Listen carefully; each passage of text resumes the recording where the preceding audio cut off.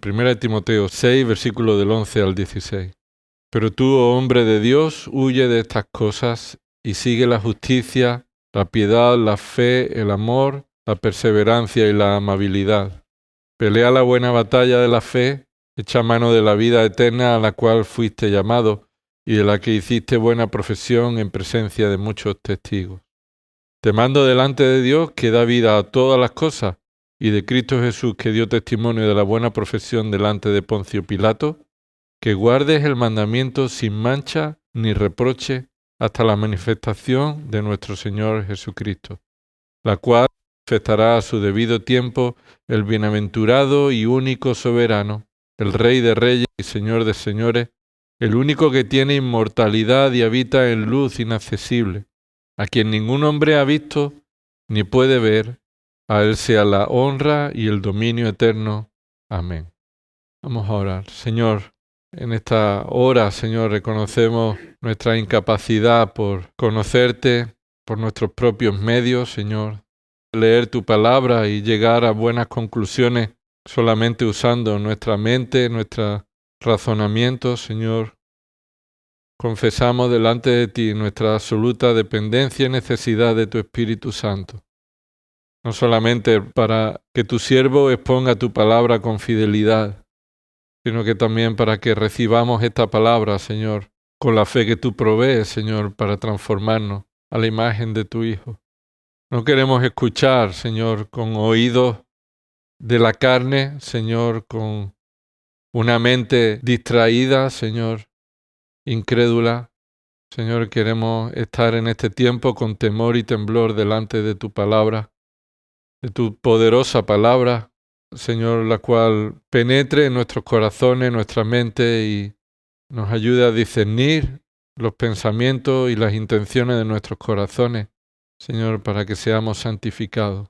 Como hemos escuchado, Señor, que examinemos cada uno nuestro propio corazón a la luz de tu palabra, Señor, y no nos cansemos de desear glorificarte obedeciéndote. Gracias por este tiempo, Señor, y que tu Espíritu Santo obre en nuestra mente y que Cristo sea exaltado, Señor. A ti sea la gloria en el nombre de Jesús. Amén.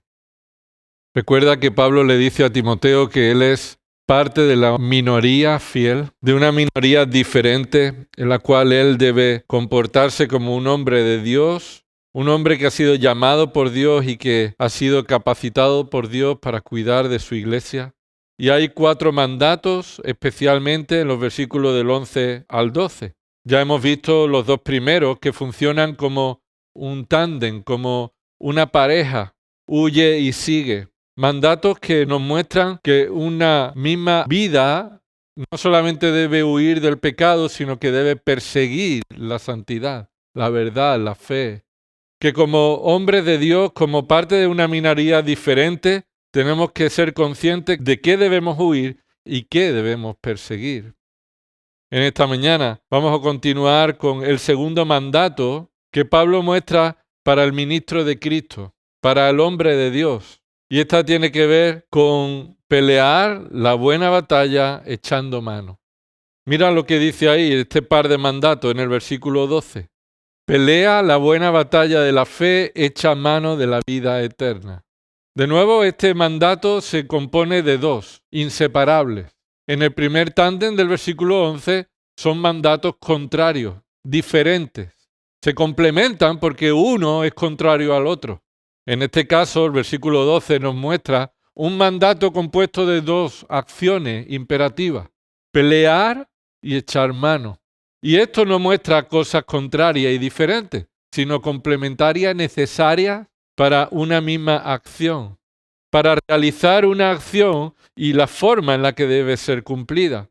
Es decir, Pablo está diciendo, pelea la buena batalla echando mano. Haz las 2 cosas, pelea la buena batalla y de una manera concreta, echa mano de la vida eterna. Observemos en primer lugar este mandato de cómo el Señor le habla a Timoteo, le habla a los pastores, a los ministros de Cristo y también a cada creyente en cómo debe enfrentar la vida cristiana. El primer mandato del versículo 12 es pelea la buena batalla de la fe. Lo que está diciendo Pablo es que el ministerio pastoral se asemeja a una batalla. Las veces que aparece esto en las cartas pastorales muestra que el ejercicio del pastorado y del cuidado de la iglesia se parece sobre todo a una batalla. Y este es el énfasis de esta carta.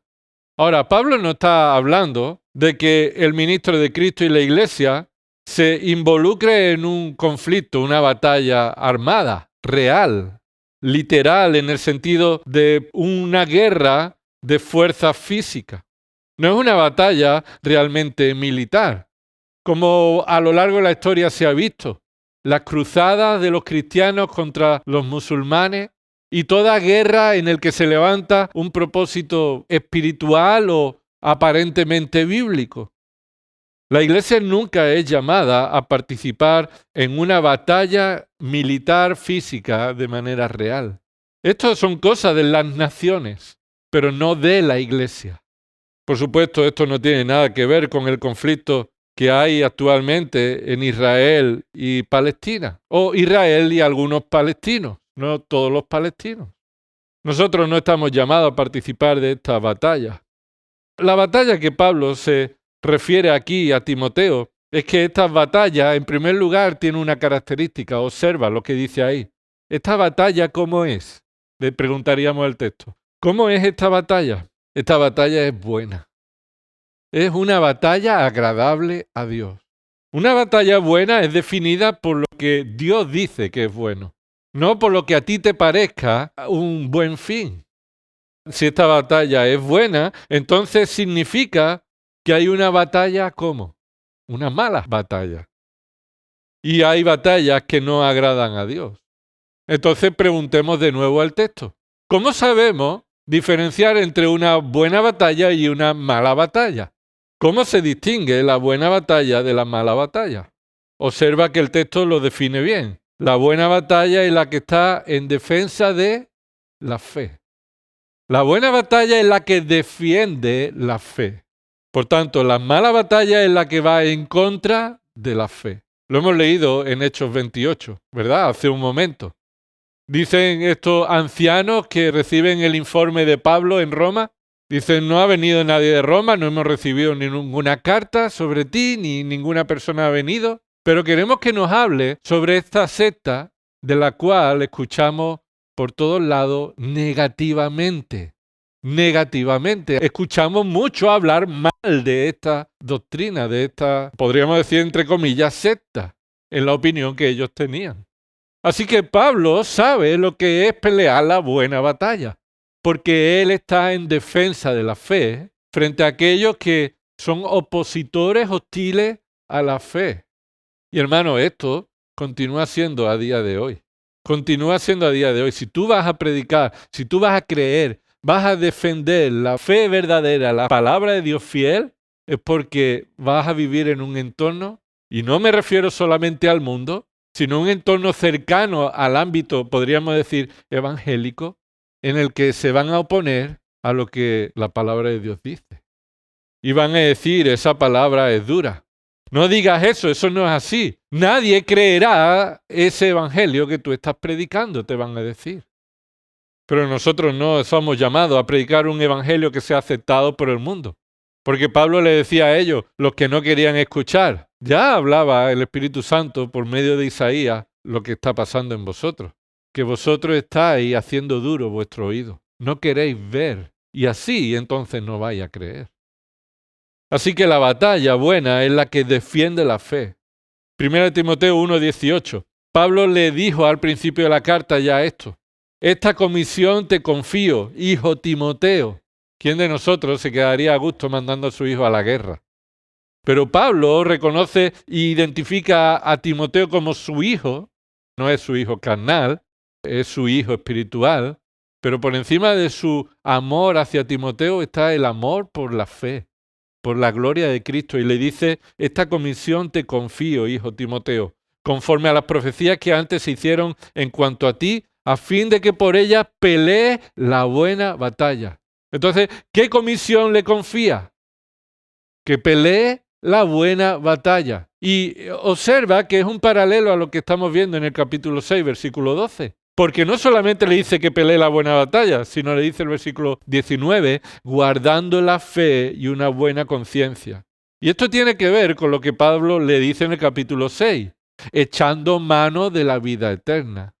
Echar mano, como veremos más adelante, de la vida eterna tiene que ver con guardar la fe y una buena conciencia, que algunos han rechazado y naufragaron en lo que toca a la fe, entre los cuales está Himeneo y Alejandro, a quienes he entregado a Satanás para que aprendan a no blasfemar. Así que esta buena batalla en defensa de la fe no se realiza con armas carnales, sino espirituales. Esto recuerda que lo dice Pablo en Efesios, capítulo 6, del versículo 10 al 20, esta porción de la armadura de Cristo, ¿verdad? Y no es para los pastores, no es para los ancianos, es para todo creyente. Todo creyente tiene una lucha espiritual y aquel recurso que Dios nos ha dado ha sido la armadura de Cristo para poder resistir, para poder estar firme. Pero acompáñame a 2 Corintios capítulo 10. Allí encontramos como Pablo dice que la forma de pelear la buena batalla no tiene que ver una batalla física con armas carnales, con armas de este mundo, sino que Pablo ya habló en sus cartas en otros lugares acerca de cómo pelear la buena batalla. Dice 2 Corintios capítulo 10, versículo 3. Pues aunque andamos en la carne, no luchamos según la carne. Esto es, aunque vivimos todavía en la carne, no hemos sido transformados a un cuerpo glorificado, seguimos en la carne, no luchamos según la carne. Versículo 4, porque las armas de nuestra contienda no son carnales, es decir, no son en base a la carne en la que nosotros hemos nacido, a la dependencia de nuestras capacidades, ni en dependencia a nuestras opiniones, ni nuestra mente caída. Así que no dependen de nuestra capacidad en la carne, sino que son poderosas en Dios. Así que estas son armas poderosas porque proveen ¿de quién? De Dios. Son armas espirituales provistas por Dios que son poderosas. ¿Para qué?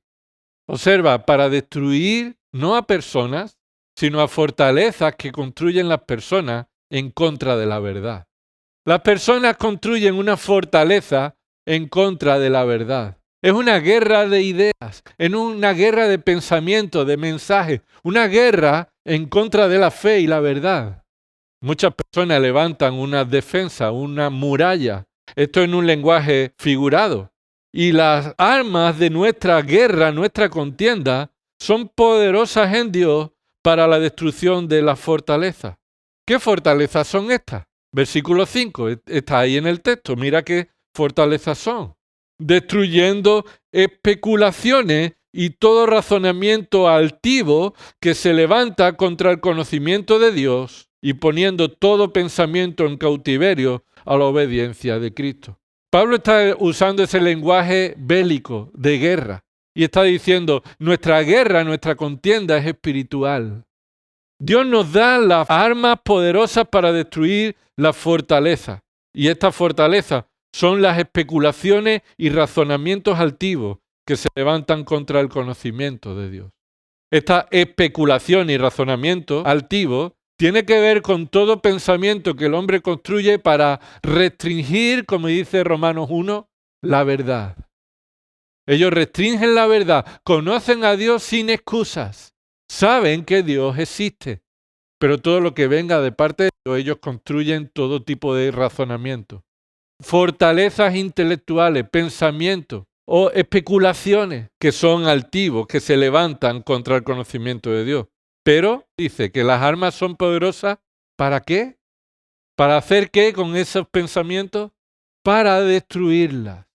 No es para destruir a las personas, sino para tener una defensa contra todo argumento que las personas levantan en contra de la verdad. Es lo que Pedro dice en su carta, cuando él dice, debemos estar preparados para presentar defensa de nuestra fe, para todo aquel que nos demande alguna razón de nuestra esperanza. ¿Por qué? Porque así, dice el versículo 5, debemos poner todo pensamiento en cautiverio a la obediencia de Cristo. Observa, no dice a la obediencia de los hombres, de los pastores. No estamos llamados a derribar las murallas de los pensamientos para hacer a las personas seguidores nuestras, ni seguidores de los teólogos, ni seguidores de aquellos que escribieron libros, ni seguidores de los apóstoles, seguidores de Cristo, esclavos de Cristo. Porque nuestra arma es la armadura de Cristo, levantar el evangelio de Cristo, el señorío de Cristo, la deidad de Cristo, la victoria de Cristo, la muerte de Cristo, la resurrección de Cristo. Cristo es el protagonista, el Señor, y a quien nosotros debemos defender. Así que la buena batalla es espiritual por medio de predicar la palabra de Cristo con fidelidad. No solamente predicarla, sino aplicarla a nuestras propias vidas. Aplicarla a la iglesia. Hacerlo esforzadamente. Hacerlo con dependencia del Espíritu y confiando en el Señor. Mira Pablo como lo dice en segunda carta que Pablo escribe a Timoteo, y además es la última carta que Pablo escribirá. Él está en esa última carta diciendo las últimas despedidas, las últimas palabras para Timoteo, y le dice en el capítulo 2, versículo 1, tú pues, hijo mío, fortalécete en la gracia que hay en Cristo Jesús, y lo que has oído de mí en presencia de muchos testigos, eso encarga a hombres fieles que sean idóneos para enseñar también a otros, 4 generaciones ahí implicadas. Versículo 3, sufre penalidades conmigo como buen soldado de Cristo Jesús. Así que sí que es una guerra, sí que nuestras armas son poderosas, pero eso no está ausente del sufrimiento. El soldado de Cristo Jesús, el buen soldado de Cristo Jesús, está dispuesto a sufrir las penalidades que sean necesarias. Por eso necesitamos ser fortalecidos en la gracia que hay en Cristo Jesús. Una gracia suficiente para que no salgamos huyendo de las penalidades que requieren ser un buen soldado de Cristo. Versículo 4, mira lo que dice. Ningún soldado en servicio activo se enreda en los negocios de la vida diaria a fin de poder agradar al que lo reclutó como soldado. Así que esta es una forma de aplicar este hecho de estar dispuesto a sufrir penalidades. No huyas. Eres un soldado en activo. Así que no te enredes en las cosas que no tienen sentido. ¿Qué soldado está en la trinchera y está preocupado en lo que van a echar en la televisión ese día? ¿O qué noticias hay sobre el Betis o el Sevilla? ¿Qué soldado está preocupado más en otras cosas que en la prioritaria tarea que ha sido encomendada? Versículo 5. Y también el que compite como atleta no gana el premio si no compite de acuerdo a las reglas. El labrador que trabaja debe ser primero en recibir su parte de los frutos.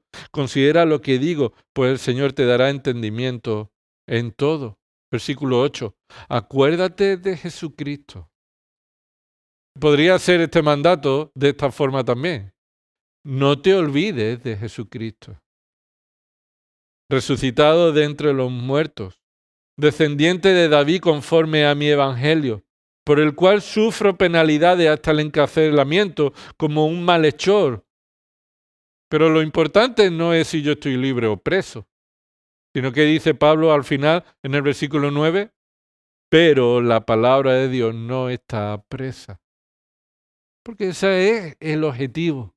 Ese es nuestro llamado, a que la palabra de Dios no quede presa, continúe siendo extendida y siendo defendida, aunque nosotros suframos por ello. Recuerda que Pablo estaba en Roma, hemos leído, y llegó allí y defendió el Evangelio y continuó predicando el Evangelio. Después Pablo sería liberado. Ese no es el encarcelamiento final de Pablo. Pablo sería liberado, continuaría predicando y después en un segundo arresto, él escribiría esta carta, primera y segunda de Timoteo y Tito. En ese segundo arresto, Pablo tenía claro que ya no sería liberado, que esta pelea le llevaría hasta la muerte. Pero él dice, versículo 10, por tanto, todo lo soporto por amor a los escogidos, para que también ellos obtengan la salvación que está en Cristo Jesús y con ella gloria eterna. Pablo creía en la soberana gracia de Dios, de que salva a los que Él escoge, ¿sí o no? Eso es el Evangelio, no hay otro Evangelio. Pablo creía que Dios escoge a algunos para salvación por gracia y les daba la fe para creer. Pero eso no le llevaba a Pablo ser cómodo en la predicación del Evangelio, que es la consecuencia que muchas veces trae esto a nuestra vida. Usar la teología bíblica de que Dios es soberano para salvar a los escogidos, y entonces como Dios los va a salvar, es Dios quien lo tiene que hacer. Pablo no creía eso. Él estaba dispuesto a estar encarcelado por amor a los escogidos para que ellos escuchen el Evangelio. ¿Quiénes son los escogidos? Yo no lo sé, Pablo tampoco. Pero Pablo estaba dispuesto a sufrir lo que hiciera falta para que Dios salvara a los que Él escoge, predicando el Evangelio a todos, haciendo todo esfuerzo, peleando la buena batalla. Entonces dice el versículo 11, palabra fiel es esta. Es decir, esta es palabra confiable, digna de confianza, fiel y digna de ser creída. ¿Cuál es esta palabra? Posiblemente sería una parte de un cántico de aquella época. No encontramos esto literalmente en otro lugar, pero posiblemente muchos dicen que esto es parte de una canción, de un himno, escrito en base a lo que Dios ha revelado en la palabra. Esta es la convicción, que si morimos con Él, también viviremos con Él. Esto es una expectativa real. Podemos hasta el punto de morir con Él. Es decir, morir con Él es morir estando unido a Cristo. Teniendo a Cristo como Señor y Salvador. Morir sin Cristo es sufrir las consecuencias eternas en el infierno. ¿Por qué? Porque los que mueren con Cristo también vivirán con Cristo. Son los únicos que vivirán con Cristo por la eternidad. Los que mueren sin Cristo les espera toda una eternidad viviendo sin Cristo. No en la destrucción, sino en la vida eterna sin Cristo. Versículo 12. Si perseveramos, también reinaremos con Él. Esta es la esperanza que Pablo tiene, la perseverancia que Dios produce en Él para que después Él pueda participar en el reino de Cristo, sometido a su señorío. Si le negamos, Él también nos negará. Y esto no es la pérdida de la salvación, sino que nunca se tuvo la salvación. Alguien que niega a Cristo es alguien que nunca creyó realmente en Cristo. Y como Jesús habló en el Sermón del Monte, muchos dirán, Señor, Señor, y el Señor no los dejará entrar. Les dirán, mira, todo esto hicimos. ¿Y qué le responde el Señor? Aparte de mí, yo nunca os conocí. Él negará a todo aquel que niegue a Cristo. Ahora, versículo 13. Si somos infieles, y esto sí puede ser una realidad de un creyente, que haya momentos en el que él sea infiel, pero el Señor, ¿cómo responderá a nuestra infidelidad? Él permanece fiel, pues no puede negarse a sí mismo. Hermano, estamos en una batalla espiritual por la fe, una buena batalla, en la cual hemos sido capacitados por las armas de Dios para eficazmente derribar todo pensamiento que se levanta en contra del Evangelio de Cristo. Pero esa batalla va a requerir que estemos fortalecidos en la gracia que hay en Cristo Jesús, porque no estará ausente de sacrificio, de esfuerzo, de dolor, de sufrimiento. Pero si morimos con Él, también estamos seguros que viviremos con Él. Así que el mandato de Pablo a Timoteo sigue estando, hermano, en vigor hoy para ti y para mí. Seguimos estando llamados a pelear la buena batalla. Especialmente los pastores en su ministerio están ejerciendo un ministerio de pelea, de lucha, en una batalla de defender la fe. Pero los creyentes deben respaldar a aquellos que el Señor ha llamado al ministerio, orando por ellos, fortaleciéndolos con la palabra de Dios y reconociendo que como iglesia necesitamos estar unidos en el cuerpo para pelear la buena batalla. Dice la palabra de Dios que si hay un mensaje de la trompeta dudoso, no claro, los soldados no saben si es un sonido para volverse atrás o para atacar, o si hay que luchar con los caballos o con las flechas. El sonido de la trompeta es lo que marca la estrategia.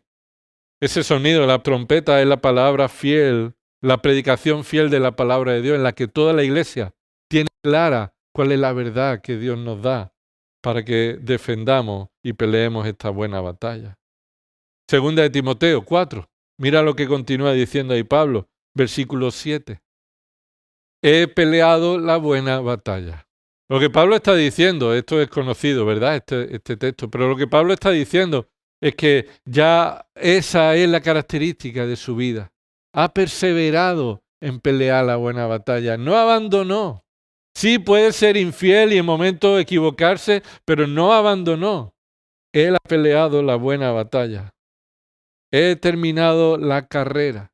Recuerda que antes utilizó estos mismos símiles.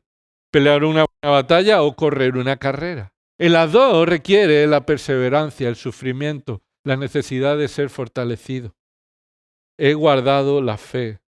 Versículo 8, en el futuro me está reservada la corona de justicia que el Señor, el juez justo, me entregará en aquel día. Y no solo a mí, dice Pablo, no solo a los pastores, no solo a mí exclusivamente, no solo a los apóstoles, sino también a todos los que aman su venida. ¿Amas la venida de Cristo o echarás de menos lo que en esta tierra tú estás ahora disfrutando? ¿Estarías dispuesto a dejarlo todo y que se acabara todo de esta tierra con tal de estar con Cristo? Si amas la venida de Cristo, entonces está preparada para ti esa corona de justicia que el Señor, el juez justo, te entregará en aquel día. Así que, hermanos, estamos llamados a pelear la buena batalla. Y aún Pablo reconocía que necesitaba la oración. Necesitaba la oración en este sentido. Mira lo que Pablo le dice a los Efesios, Efesios capítulo 6, versículo 18. Después de haber hablado de la armadura de Cristo, después de haber mostrado que tenemos una lucha, una pelea espiritual, los creyentes somos llamados a orar por los ministros de Cristo que están en este frente de batalla, están ahí en la primera línea de la batalla por la fe.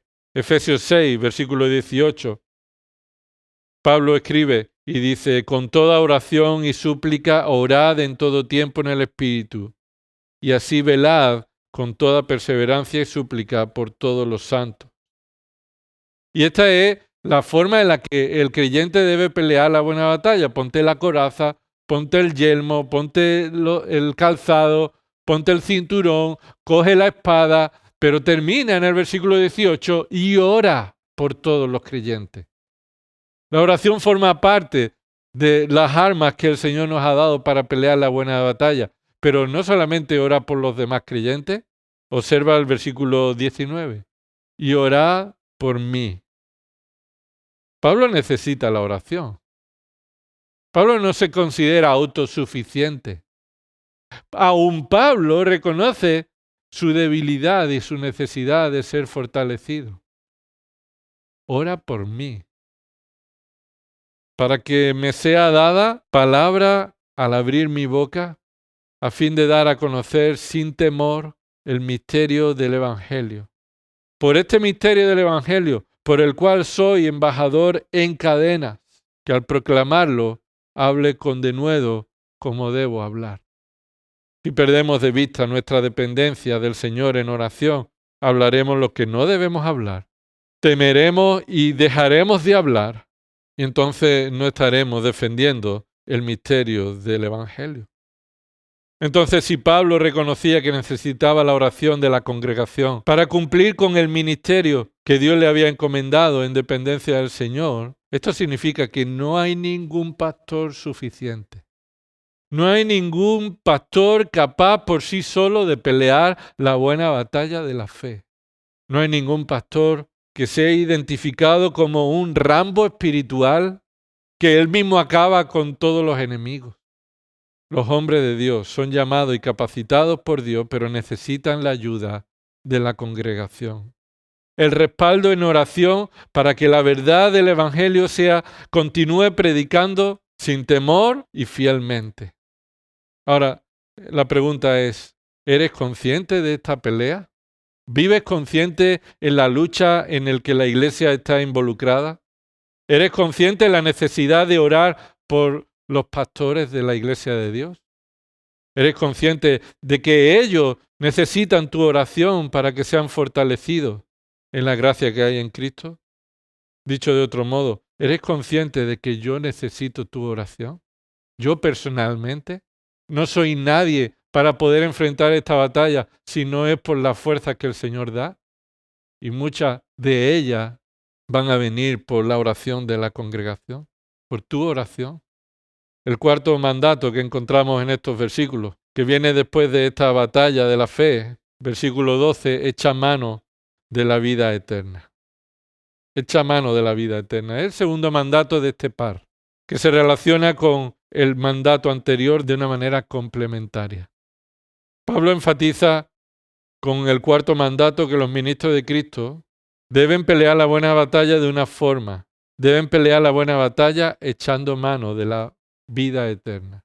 Echa mano de la vida eterna. ¿Qué significa esto? ¿La vida eterna se puede echar mano de ella? ¿Es algo que podemos coger? En primer lugar, ese mandato, echa mano, significa aférrate con todas tus fuerzas. Toma con toda tu fuerza.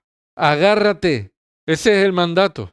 Es como cuando Jesús, en Marcos 8:23, toma a un ciego y lo guía afuera de la ciudad. Este es el significado de la manera figurada en la que Pablo dice que debemos aferrarnos a la vida eterna.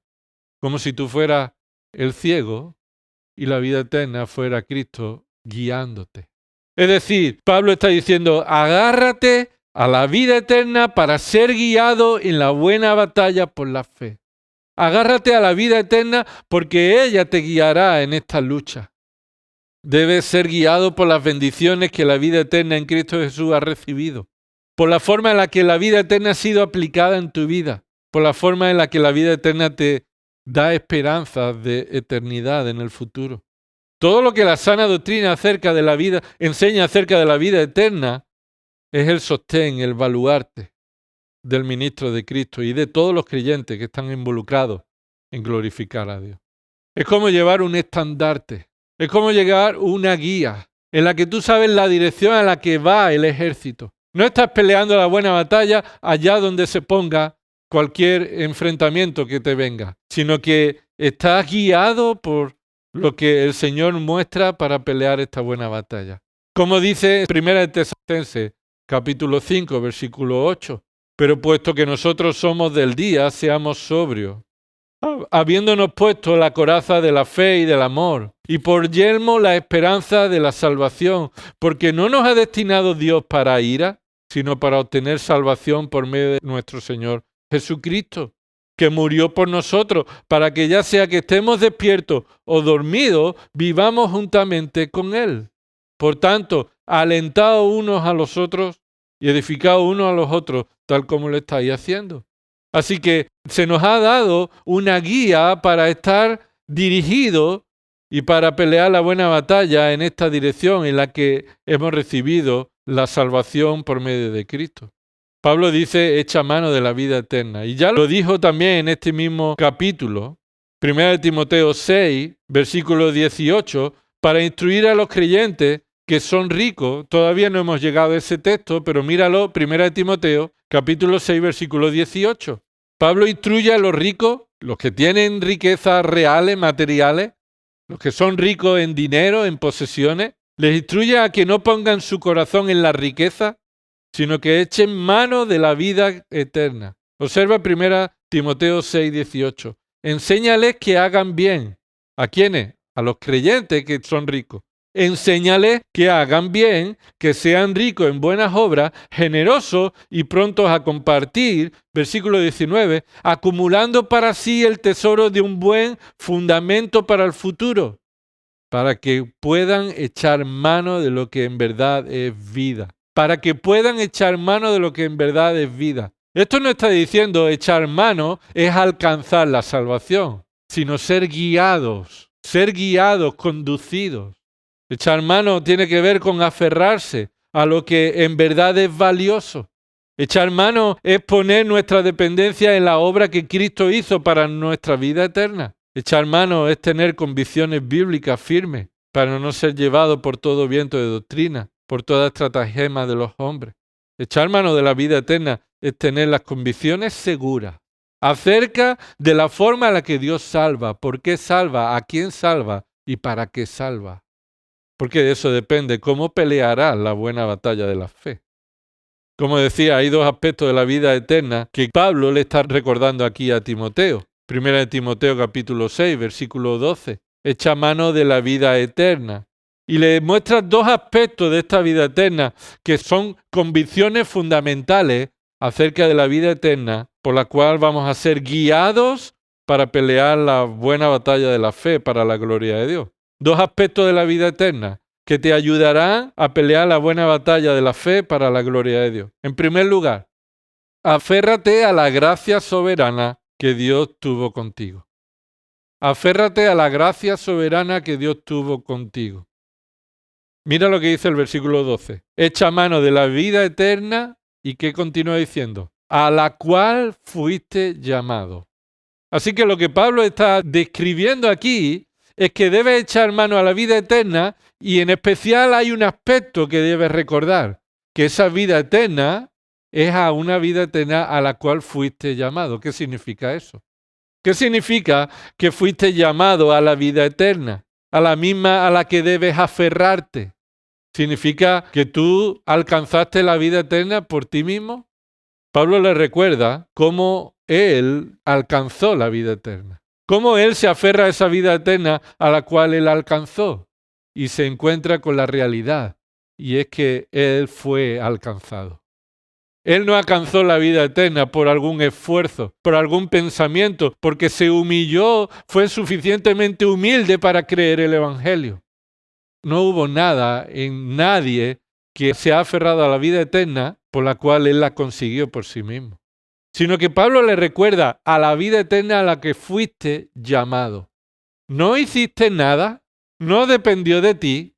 Por supuesto que creíste, pero ni siquiera eso provenía de ti, sino que fuiste llamado. Pablo le está recordando esta doctrina que Timoteo sabía, no era nuevo para él. Ni siquiera Pablo continúa explicándole más, sino simplemente con este detalle, fuiste llamado a esta vida eterna. Timoteo ya sabe a lo que se refiere Pablo.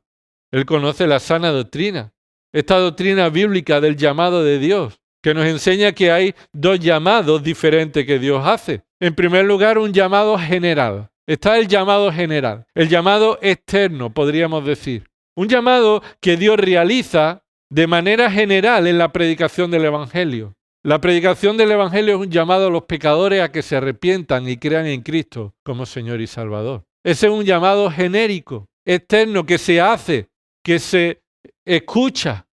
Ese llamado es cuando predicamos a Dios como santo y justo, soberano y creador. Cuando le decimos a los hombres que han sido creados a la imagen de Dios para adorarle, que se han rebelado contra Dios y han establecido su propia ley y su propia autoridad, y se han rebelado contra el santo y han pecado contra él y merecen el juicio eterno.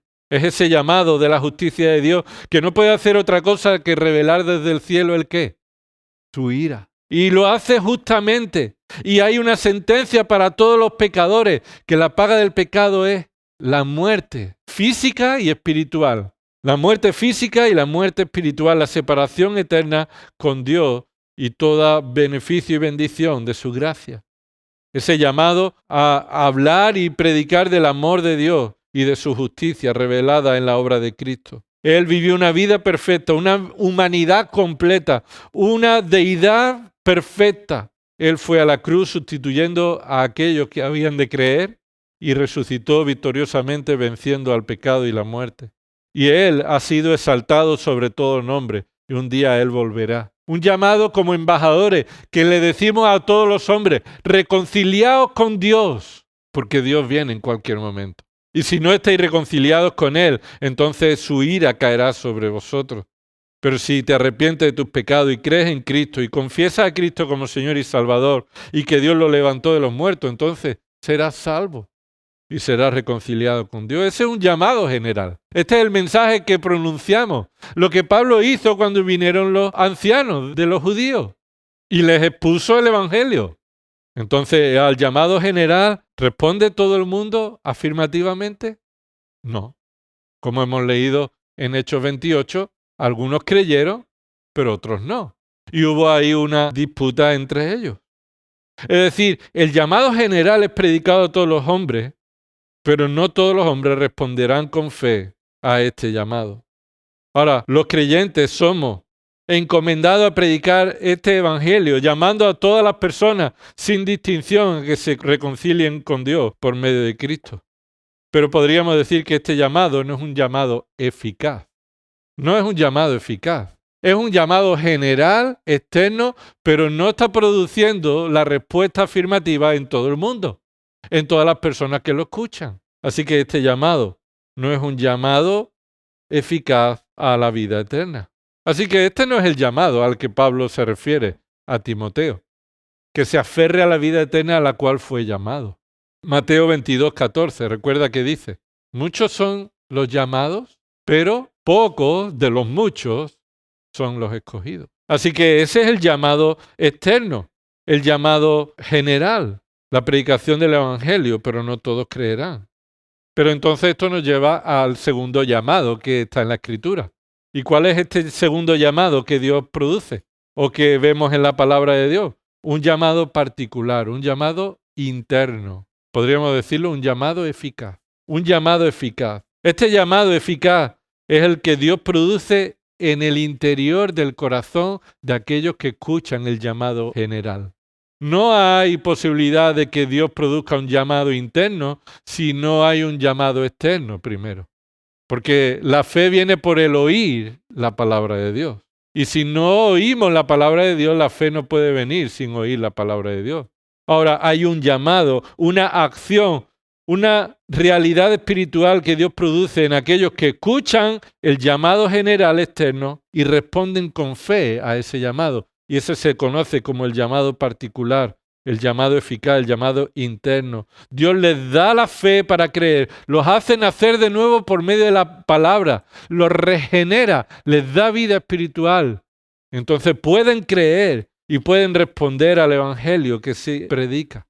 Romanos 8:29, porque a los que de antemano conoció, también a estos los predestinó a ser hechos conforme a la imagen de su Hijo, para que Él sea el primogénito de entre muchos hermanos. Y a los que predestinó, a eso también, ¿qué dice? Llamó.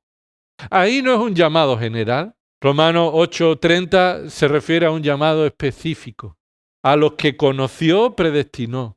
A esos mismos grupos, ni uno más ni uno menos, también llamó. Y a aquellos que llamó, ni uno más ni uno menos, también justificó. Declaró justo por la justicia de Cristo. Y ni uno más ni uno menos de los que justificó, a esos también glorificó. Esa es la realidad del llamado eficaz, el llamado interno, el llamado soberano de Dios. Es un llamado de Dios a la vida eterna, aplicando en el corazón de los que Él escogió la gracia salvadora, no por la obra de nadie para que nadie se gloríe. Así que este llamado no es un llamado injusto. Que Dios llame a algunos sí, otros no, no es injusto. Es una demostración de su gracia, pero no es injusto porque no está obligado. Nadie lo merece. Lo que es justo e injusto, o lo que sería injusto es que alguien lo mereciera y no se le diera. Pero si nadie lo merece, no es injusticia cuando a alguien se le da por gracia. Porque no hay ningún derecho de los demás para decir por qué a ese sí y a mí no. Pues a él no lo merecía, igual que tú tampoco lo mereces y no hay injusticia en que no se te dé. Este llamado es soberano porque Dios lo aplica a quien quiere sin ningún tipo de influencia ni obligación. Mira, 1 Corintios 1, versículo 26. Pues considerad, hermanos, vuestro llamamiento. De nuevo, este llamamiento que Pablo se refiere, ¿cuál es?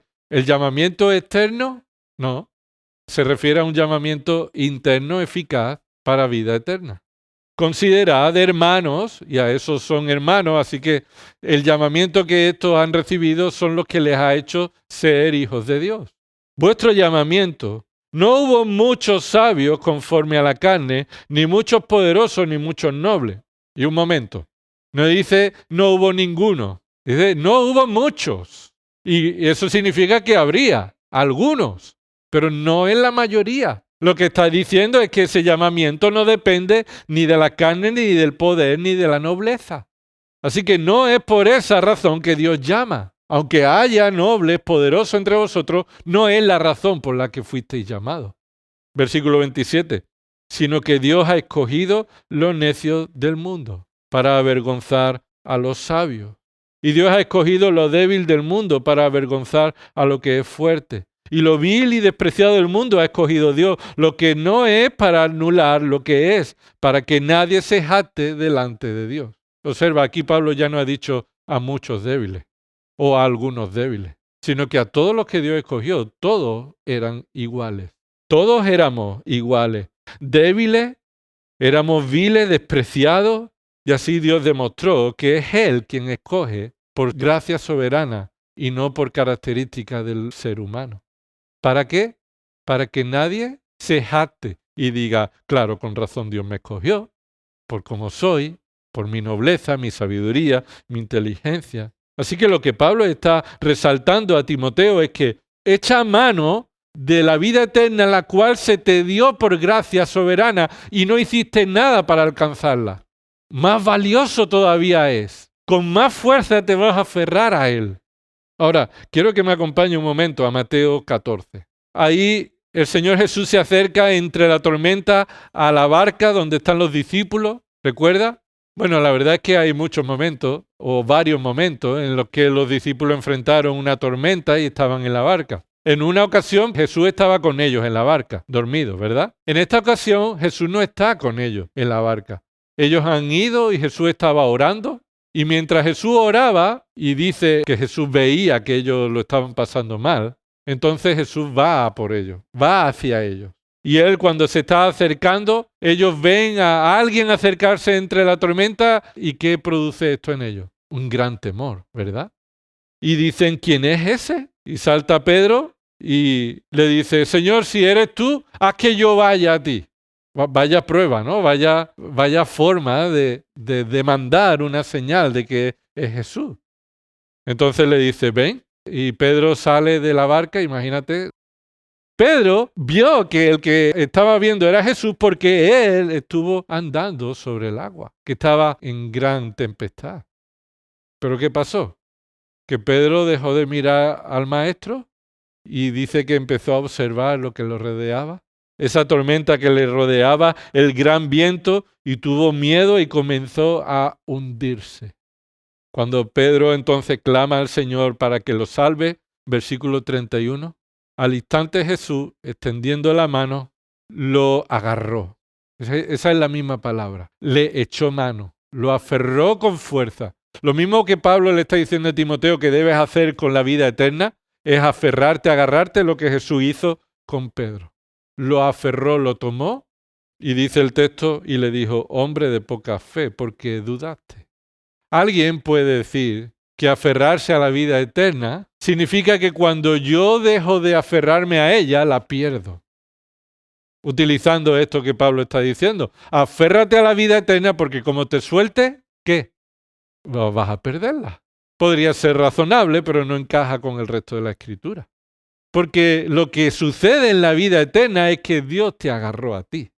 Cristo te agarró a ti como agarró a Pedro y lo sacó de allí. Y le dijo, hombre de poca fe. Y lo salvó, lo trajo de nuevo a la barca. Entonces, hermano, es Cristo quien te tiene a ti. Y no te va a soltar. Es la seguridad, la salvación que Cristo nos ha dado soberanamente, definitivamente, en la que estás seguro. Pero estás seguro en que Él te sostiene, te agarra con fuerza, como lo hizo con Pedro. Y así es como evitó que no se hundiera. Y esta es la idea principal de esta realidad, que los creyentes estamos seguros en Cristo. Aferrarte a la vida eterna no es que si te sueltas vas a perderla. Aferrarte a la vida eterna es considerar que la única manera de pelear la buena batalla para la gloria de Dios es recordando qué vida eterna el Señor te ha dado y te aferres a ella con todo tu deseo, tu amor, tu dependencia. Pero no pienses que tu salvación depende de ti, de cuán fuerte te aferres a ella. Porque la vida eterna nos aferró a nosotros. Porque Cristo te cogió y te salvó. Es Él quien nos tiene cogido.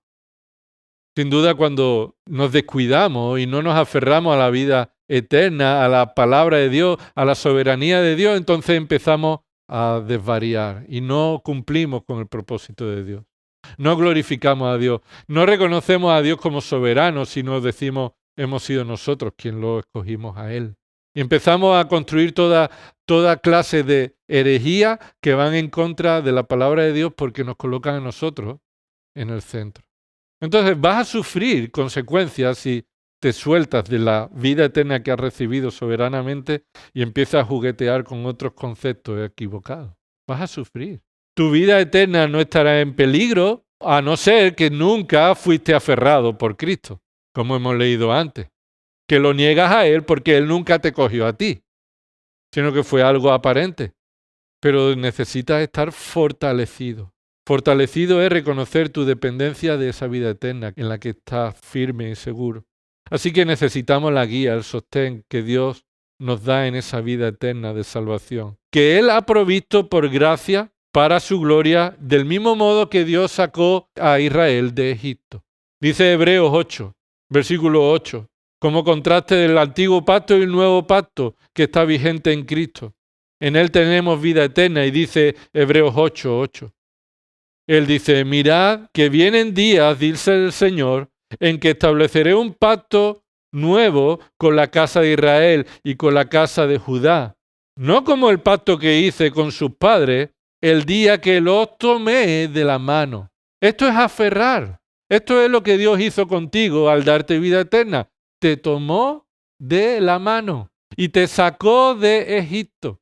Te sacó de la esclavitud del pecado y te guió hacia un pacto en Cristo Jesús. Así que aferrarnos a la vida eterna en Cristo es la característica de la madurez espiritual. Es posible que un creyente piense que él dio el paso, que dependió de su decisión. Es posible que un creyente no tenga claro cómo Dios lo salvó, pero aún así sea salvo. Pero no es posible que un creyente sea expuesto al Evangelio y no se aferre a él. Un creyente maduro va a ser expuesto a estas realidades y cuando escuchas que es Dios quien te escogió, te salvó, te llamó eficazmente, el creyente verdadero va a escuchar ese mensaje y va a decir, gloria a Dios por eso, porque es para su gloria y no voy a luchar por mantenerme en mi deseo de recibir gloria porque fui yo quien lo decidí. Así que aferrarnos a la vida eterna es la señal de madurez espiritual, para la cual Dios ha provisto a los pastores y maestros de la palabra suficiente, sin error, que ha inspirado el Espíritu Santo, para que crezcamos a la estatura de Cristo, para que no seamos niños espirituales. Como dice Efesios 4:11, Él dio a algunos ser pastores, a otros profetas, a otros evangelistas y a otros pastores y maestros. ¿Para qué? Versículo 12, Efesios 4:12. A fin de capacitar a los santos para la obra del ministerio, para la edificación del cuerpo de Cristo, hasta que todos lleguemos a la unidad de la fe y del conocimiento pleno del Hijo de Dios. Esto es un camino de progresión, de crecimiento. Donde pensábamos que nosotros habíamos hecho algo, nos damos cuenta que Él lo hizo todo. Él comenzó la buena obra, la que Él terminará. Entonces estamos creciendo a la estatura de la plenitud de Cristo, pero dice el versículo 14, para que ya no seamos niños, sacudidos por las olas y llevados de aquí para allá por todo viento de doctrina, por la astucia de los hombres, por las artimañas engañosas del error. Aferrarte a la vida eterna, a la palabra de Dios, a la vida eterna soberana que Él ha aplicado en tu vida por gracia, es crecer en la madurez espiritual y no serás llevado por todos los cantos de sirena que dicen que Dios murió porque tú eres valioso para Él. Y te colocan a ti en el centro, que Él murió y es un caballero y no obliga a nadie a venir a Él y va a respetar tu voluntad. Eso no es verdad. Esos son los cantos de sirena de aquellos que quieren desviar a los hijos de Dios de la gloria de Cristo. Así que Pablo le enseña a Timoteo que no debe nunca soltar esta convicción para pelear la buena batalla de la fe, porque él ha sido salvado por gracia soberana sin mérito alguno de su parte. Observa por un momento, y con esto terminamos, 1 Timoteo 6:12, echa mano de la vida eterna a la cual fuiste llamado. De nuevo ese verbo fuiste llamado es un verbo en voz pasiva. ¿Qué significa en voz pasiva? Significa que sucedió en tu vida y tú recibiste los beneficios sin que tú participaras de ello. sin que tú fueras el que lo realizaste. Tú fuiste llamado por otro a esa vida eterna a la cual estás firme. ¿Es Dios quien llama? ¿Es Dios quien lo hace por su voluntad soberana, independiente? Nadie puede decir, ¿por qué a mí no me llamaste? Esto es injusto. Porque Dios no está obligado a hacerlo con nadie, sino que Él llama cuando Él quiere a quien quiere para vida eterna, de lo cual tú no debes olvidarte cada día, que has recibido un tesoro a lo cual tienes que aferrarte para glorificar a Dios. No para asegurar tu salvación, sino para glorificar a Dios. Y esto es fundamental, imprescindible para glorificar a Dios en el cumplimiento del ministerio pastoral. Porque no somos los que determinamos la verdad, sino los que debemos predicar la verdad revelada. Esta doctrina de por sí ya es causa de muchas batallas espirituales. Ya de por sí salen de debajo de las piedras los que se ponen en contra tuya y te vas a sentir como una minoría. Pero ¿qué importa? El punto no es si somos muchos, sino el punto es si es la verdad. Y si esta verdad es predicada con fidelidad y es llamado a defenderla frente a aquellos que la atacan. Así que el punto aquí es cumplir el ministerio de pelear la buena batalla de la fe, aferrándote a esta convicción de que la vida eterna ha sido dada por gracia soberana que glorifica a Dios y no por capacidad ni mérito humano, nada de lo que nosotros hayamos pensado que hemos conseguido. No fue por su cumplimiento de la ley, como ellos enseñaban los falsos maestros. Si cumples la ley, Dios te llama para salvación porque te la has ganado. No es por cumplimiento de la ley. No fue por pertenecer al pueblo judío, es lo que enseñaban los falsos maestros. Circuncídate y entonces eres parte del pueblo de Dios y entonces eres salvo. No fue por mérito humano, porque esto es lo que enseñaban los falsos maestros. Haz el esfuerzo por vivir una vida de obediencia y entonces lo recibirás si llegas a mi cota, a mi vida espiritual. No fue porque nosotros aceptamos el plan de salvación que Dios ofrecía, que esto es lo que enseñan los falsos maestros. No es un error, es una herejía. Esta es una herejía, el presentar como que nosotros hemos alcanzado la salvación en lugar de que Dios nos llamó a ella soberanamente. Así que, hermano, aférrate a esta convicción bíblica y recuérdala en todo momento, que fuiste salvado por gracia si es que eres salvo. Si no eres salvo, no es culpa de Dios que no te salve, es tu culpa, que tú te has colocado en esta posición. Mereces la ira de Dios por tu rebelión, por tu rebeldía, por tu pecado. ¿Quieres ser salvo? Arrepiéntete de tus pecados y cree en Cristo como tu Creador, tu Señor, tu Salvador y aquel que tiene toda autoridad y que tu vida le pertenece. Y vive, por supuesto, una vida entregada para su gloria, como resultado de esa fe que Él te provee. Nos protege de buscar nuestra gloria. Nos protege de confiar en nosotros que somos mejores, de compararnos con otros, de pelear la buena batalla para nuestra gloria, por nuestro mérito, por nuestro esfuerzo. Aférrate a la gracia soberana que Dios ha mostrado contigo al llamarte a la vida eterna. Continuaremos, si Dios quiere, el domingo siguiente. Señor, te damos gracias por estas verdades y rogamos, Señor, que tú nos hagas crecer en fe, Señor, en compromiso, que tú nos hagas crecer en convicciones, Señor, que tú sigas haciendo tu obra en nuestra mente, Padre, para que podamos aferrarnos a esta salvación que hemos recibido por tu gracia soberana.